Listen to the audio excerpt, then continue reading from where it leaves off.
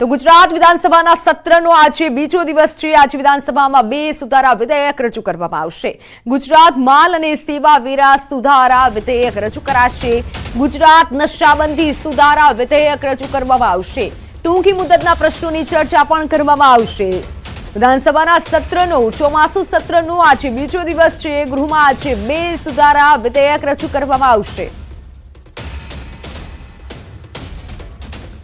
વિધાનસભામાં 2 સુધારા વિધેયક રજૂ કરવામાં આવશે અને ચર્ચા કરવામાં આવશે। ગુજરાત માલ અને સેવા વેરા સુધારા બિલ રજૂ કરાશે। ગુજરાત નશાબંધી સુધારા વિધેયક પણ રજૂ થશે। છોટાઉદેપુરના ક્વાંટમાં વજેપુર ગામે બાળકોને જીવના જોખમે નદીમાંથી પસાર થવા મજબૂર થવું પડ્યું છે। સાપણ નદીમાંથી જીવના જોખમે પસાર થતા બાળકોનો વિડીયો વાયરલ થયો છે। પ્રાથમિક શાળામાંથી છૂટ્યા પછી બાળકો નદી પરથી પસાર થઈ રહ્યા છે। વજેપુર ગામે નદી કિનારે આવેલી શાળામાં બાળકો અભ્યાસ કરે છે। ઝોટ ફળિયાના બાળકો અભ્યાસ માટે કિનારા વિસ્તારની શાળામાં જાય છે। ચોમાસાના સમયે પાણીના પ્રવાહના પગલે વાલીઓ ખભે બેસાડી પસાર કરાવે છે। વાલીઓ પોતાના બાળકોને નદીના પાણીના પ્રવાહમાંથી ખભા પર બેસાડી સામે નદી પાર કરાવવા મજબૂર બન્યા છે।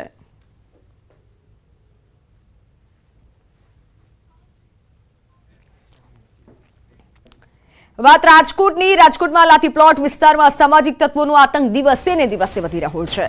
દુકાનદાર સાથે મારામારીની ઘટના બની, જે સીસીટીવીમાં કેદ થઈ। આ ઘટના આસપાસના લોકોએ વચ્ચે પડી લારી ધારકને બચાવ્યો હતો।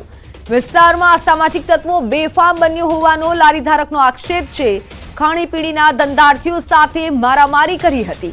મફતમાં પકોડા ખાવા બાબતે દુકાનદારને એક શખ્સે માર માર્યો। લાઠી પ્લોટ વિસ્તારની આ ઘટના, જે સમગ્ર ઘટના સીસીટીવીમાં કેદ થઈ છે, ફૂટેજમાં જોઈ શકાય છે। અસામાજિક તત્વો કેવો રોફ જમાવે છે। મફતમાં પકોડા ખાવાનું કહી અને આ રીતે મારામારી કરી હતી। લાકડી વડે મારામારી કરી હતી, જે સમગ્ર ઘટના ફૂટેજમાં જોઈ શકાય છે। હાલ તો પોલીસે ઘટનાને લઈને તપાસ હાથ ધરી છે, પરંતુ રાજકોટમાં દિવસે ને દિવસે અસામાજિક તત્વોનો આતંક વધી રહ્યો છે। રાજકોટની આ ઘટના કે જ્યાં લારી ધારક સાથે મારામારીના ફૂટેજ સામે આવ્યા છે। મફતમાં પકોડી ખાવા બાબતે મારામારી થઈ હતી। મફતમાં પકોડી ખાવાનું કહી અને ત્યારબાદ લારી ધારકને આ રીતે મારવામાં આવ્યો। લાફાવાળી કરવામાં આવી અને દંડાવાળી કરવામાં આવી હતી, જેને લઈને લોકોમાં પણ રોષ જોવા મળી રહ્યો છે। ફોનલાઈન પર સંવાદદાતા હાર્દિક જોડાઈ ચૂક્યા છે। હાર્દિક, સમગ્ર ઘટના શું હતી, જણાવશો? ચોક્કસથી જે રાજકોટમાં જે લાઠી પ્લોટ વિસ્તારમાં છે ત્યાં મારામારીની ઘટના બની હતી। ખાસ કરીને જે દુકાનદારે આક્ષેપ કર્યો છે તે પ્રમાણે એક શખ્સ છે તે છેલ્લા 3 દિવસથી જે છે ત્યાં મફત પકોડા ખાવા આવતો હતો, પરંતુ ક્યાંક ને ક્યાંક એક વખત દુકાનદાર દ્વારા ના પાડવા દેતા જે છે પકોડાનો અને જે ખાણીપીણીની જે વસ્તુઓ છે તેમને રોડ પર ફેંકી દીધી હતી, જેનો વિરોધ કરવા જતા જે છે આ શખ્સ દ્વારા જે દુકાનદાર છે તેમને માર મારવામાં આવ્યો હતો। સમગ્ર ઘટના છે તે સીસીટીવી કેમેરામાં કેદ થઈ ગઈ છે। ખાસ કરીને લાઠી પ્લોટ વિસ્તારમાં જે છે અસામાજિક તત્વોનો પણ ક્યાંક આતંક વધ્યો છે। લોકો પણ છે તે પણ જે સ્થાનિક લોકો છે તે પણ ડરી રહ્યા છે અને આ પોલીસ જે છે નક્કર કાર્યવાહી કરે તેવું પણ અત્યારે સ્થાનિક દુકાનદારો ઈચ્છી રહ્યા છે। બિલકુલ હાર્દિક, આભાર માહિતી બદલ। તો વાત હવે લોકમેળાની।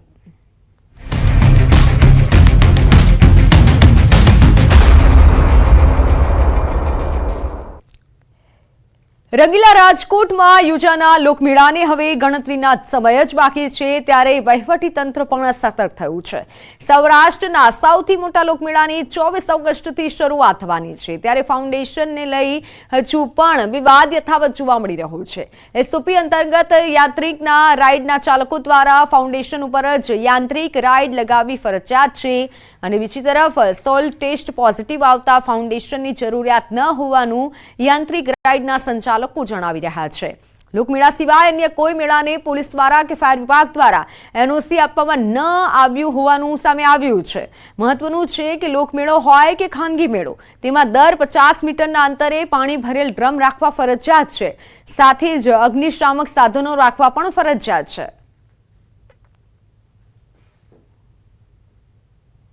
4 ફાયર સ્ટેશન છે અને 4 ફાયર સ્ટેશનમાં ઓફિસર, લીડિંગ ફાયરમેન તથા ડ્રાઈવર ફાયરમેન અને ઓપરેટર સહિત અમે બંદોબસ્ત મૂકવાના છીએ। 24 તારીખથી લઈને 28 તારીખ સુધી દર 50 મીટરના અંતરે પાણીના બેરલ ભરેલા રાખવાના, ફાયર એક્સટિંગ્યુશર એબીસી ટાઈપના 6 કિલો અને CO2ના 4.5 કિલોના ફાયર એક્સટિંગ્યુશર રાખવાના. એ રીતના જે નિયમો છે લોકમેળાના અને સાહેબ આપણા જે ગાઈડલાઈન મળેલી છે જે આપણને ફાયર સેફ્ટીના નોર્મ્સ મુજબ, એ મુજબ અમે હવે આગામી દિવસોમાં ચેકિંગની કાર્યવાહી હાથ ધરવાના છીએ. મોરબીમાં મેળાની મંજૂરીને લઈને ચાલતી અટકળોનો હવે અંત આવી ગયો છે. સમગ્ર મોરબીવાસીઓ જેની આતુરતાથી રાહ જોતા હતા તે મેળો મંજૂરી સાથે શરૂ કરી દેવાયો છે. મેળાને મંજૂરી મળવાથી મેળામાંથી રોજગારી મેળવતા લોકોએ સરકારનો આભાર વ્યક્ત કર્યો. સાથે મોરબીવાસીઓમાં ખુશીની લાગણી પ્રસરી. તાજેતરમાં રાજકોટમાં બનેલ દુર્ઘટનાના કારણે આ વર્ષે મેળાને લઈને સરકારે કડક વલણ દાખવ્યું છે. મેળાના સંચાલકે કહ્યું કે સરકારની ગાઈડલાઈન મુજબ આ મેળામાં વ્યવસ્થા કરાઈ છે. મેળામાં ઠેર ઠેર કેમેરા ગોઠવી દેવાયા છે. લોકોની સેફટીનું પૂરતું ધ્યાન રાખવાનું પણ જણાવ્યું હતું.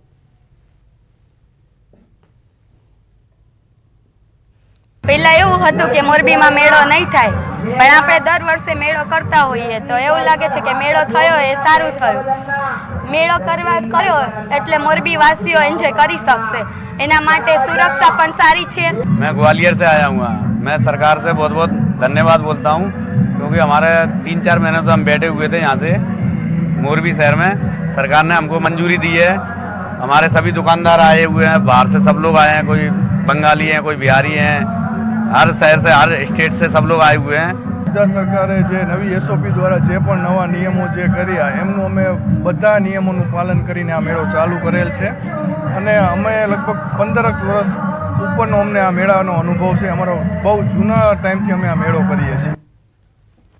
રાજકોટમાં જન્માષ્ટમીના લોકમેળામાં SOPના પાલનને લઈને વહીવટીતંત્ર હજુ પણ દીર્ઘામાં છે. લોકોએ લોકમેળાને લઈને તંત્ર આંખાડા કાન કરી રહ્યું હોય તેવું લાગી રહ્યું છે, કારણ કે સંચાલકોએ લાકડાના ટેકા પર રાઇડ્સ ઊભી કરી દીધી છે અને એવામાં તંત્રની કામગીરી સામે સવાલ ઉઠી રહ્યા છે.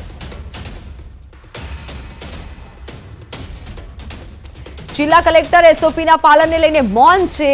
લાકડાના ટેકા પર રાઇડ્સને લઈને અનેક સવાલ કરતા કલેક્ટરે પોતે 2 દિવસથી ગાંધીનગર હોવાથી મેળાની વિગત ન હોવાનું કહી જવાબ આપવાનો ઇનકાર કર્યો. જો કે અગમચેતીના ભાગરૂપે રાજ્ય સરકારને પત્ર લખવાની વાત કરી. કલેક્ટર પ્રભાવ જોશી રાજ્ય સરકાર પાસેથી SDRF અને NDRFની ટીમ ફાળવવા બાબતે પત્ર લખશે.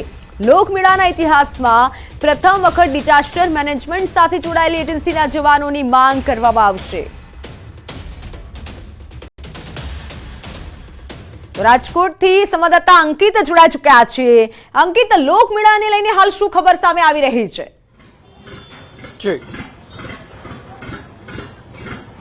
ચોક્કસ ખાસ કરીને વાત કરવામાં આવે તો જે પ્રમાણે TRP ગેમ ઝોન અગ્નિકાંડ છે કે જે મે મહિનાની અંદર સામે આવ્યો હતો ને ત્યારબાદ સૌરાષ્ટ્રનો સૌથી મોટો લોકમેળો કે જે રાજકોટના રેસકોર્સ મેદાન ખાતે યોજાતો હોય છે. આપને અત્યારે અમે આ દ્રશ્યો બતાવી રહ્યા છીએ કે કઈ રીતે તડામાર તૈયારીઓ છે તે ચાલી રહી છે. બીજી તરફ આ લોકમેળો જ્યારથી આ લોકમેળો યોજવાની શરૂઆત થઈ ત્યારથી જ ક્યાંક ને ક્યાંક આ લોકમેળો છે તે વિવાદની અંદર જણાઈ રહ્યો છે, કારણ કે તંત્ર દ્વારા કડક SOPના પાલનની છે તે વાત કરવામાં આવી હતી અને તેના જ કારણે વર્ષોથી જે યાંત્રિક રાઇડના સંચાલકો કે જે હરાજીની અંદર ભાગ લેતા હતા તેઓ આ વખતે હરાજીની પ્રક્રિયાથી અળગા રહ્યા હોવાનું છે તે સામે આવ્યું છે. ખાસ કરીને તંત્ર દ્વારા પહેલેથી જ એક એવી માંગણી કરવામાં આવી હતી કે જે ફાઉન્ડેશન છે તે RCCનું કરવામાં આવે, પરંતુ યાંત્રિક રાઇડના સંચાલકોનું કહેવું હતું કે ફાઉન્ડેશન છે RCCનું તે સંભવ નથી અને તેના કારણે ખર્ચો પણ બેસે છે. પરંતુ હવે હું આપને આ દ્રશ્યો બતાવવાનો પ્રયત્ન કરી રહ્યો છું. જોઈ શકાય છે દ્રશ્યોમાં કે કઈ રીતે જે ફાઉન્ડેશન RCCનું બનાવવાનું હતું તેની જગ્યાએ આ લાકડાના જે ટેકાઓ છે તેના દ્વારા આ જે રાઇડ્સ છે તે ઊભી કરી દેવામાં આવી છે. અહીંયા અમે આપને જે દ્રશ્યો બતાવી રહ્યા છીએ બેઝિકલી કે આ 2 જગ્યાએ RCCનું ફાઉન્ડેશન છે તે બનાવવાનું હોય છે, પરંતુ અહીંયા માત્ર ને માત્ર આ લાકડાના જે ટુકડાઓ છે તે ખાસ કરીને જોવા મળી રહ્યા છે. ત્યારે દર ગુરુવારે રાજકોટ જિલ્લા કલેક્ટર છે કે જે મીડિયાના મિત્રોને મળતા હોય છે, ત્યારે આજે પણ મીડિયાના મિત્રો છે તે કલેક્ટર પાસે ગયા હતા ને કડક SOPનું ખરા અર્થમાં પાલન કરવામાં આવશે કે કેમ, કે પછી જે આ લાકડાના ટેકે ઊભી રહેલી જે યાંત્રિક રાઇડ છે તેને ખુલ્લી મૂકી દેવામાં આવશે. આ મામલે જ્યારે મીડિયા પહોંચ્યું હતું ત્યારે કલેક્ટર પ્રભવ જોશીએ મીડિયા સાથેની વાતચીતમાં જણાવ્યું હતું કે હું 2 દિવસથી ગાંધીનગર હતો, તેથી મારી પાસે વિગત નથી. હું વિગત જાણીને આપને જણાવીશ. એટલે ક્યાંક ને ક્યાંક હજુ પણ કલેક્ટર તંત્ર છે તે દ્વિધામાં હોય અને કડક એસઓપીનું પાલન કરાવવામાં આવશે કે કેમ તેને લઈને પણ એક સૌથી મોટો સવાલ છે તે ઉભો થઈ રહ્યો છે. સાથોસાથ વાત કરવામાં તો યાંત્રિક રાઇડના સંચાલકો જે વર્ષોથી લોકમેળાની અંદર ભાગ લેતા હતા, હરાજીની પ્રક્રિયામાં ભાગ લેતા હતા, તેના કારણે આ વખતે તેઓ અળગા રહ્યા હતા અને તેના જ કારણે જે ખાનગી મેળાના જે સંચાલકો છે તે મેદાનમાં આવ્યા હતા અને માત્ર એક જ વ્યક્તિએ 1.27 કરોડ રૂપિયામાં 31 પ્લોટની ખરીદી કરી લીધી હતી અને ત્યારબાદ આ જે વિરેન્દ્રસિંહ ગોહિલ નામના વ્યક્તિ છે કે જેના તમામ જે પ્લોટ છે તે ઓનની અંદર વેચી દીધા, એટલે કે પોતે મલાઈ તારવીને વેચી દીધા હોય તે પ્રકારની વિગતો છે તે પણ સામે આવી છે. હું બીજા પણ જે દ્રશ્યો છે તે બતાવવાનો પ્રયત્ન કરીશ. હું કેમેરામેનને વિનંતી કરીશ કે તે બાજુના મોતના કૂવાના પણ દ્રશ્યો છે તે બતાવવાનો પ્રયત્ન કરે. જોઈ શકાય છે કે અહીંયા મોતનો કૂવો છે 2 માળનો, તે પણ અત્યારે તેનું કામકાજ છે તે ચાલી રહ્યું છે.